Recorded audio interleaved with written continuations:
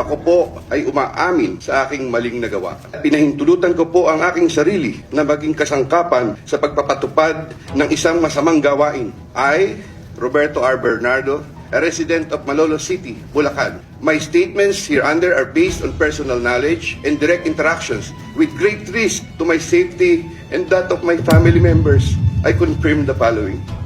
Congressman Saldico. Congressman Saldico one time called me and wanted to confirm, maayos bang kausap si Engineer Alcantara?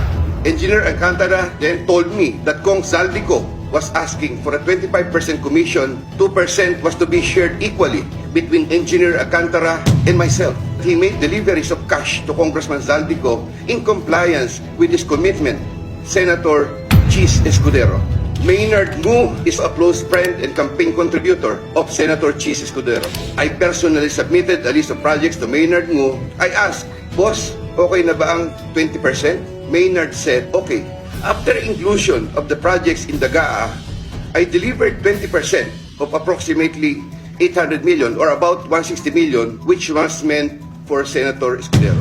Senator Ramon Bong Revilla. Sometime in the year 2024, Senator Revilla and I met where I gave him a list of projects given to me by Engineer Alcantara. Senator Revilla asked for a commitment, which I suggested. Then he approved at 25%. Senator Revilla will appreciate additional contributions for his senatorial re-election bid. Engineer Alcantara collected the 25% commitment, or about 125 million, which was turned over to me and then delivered to Senator Revilla in his house in Cavite.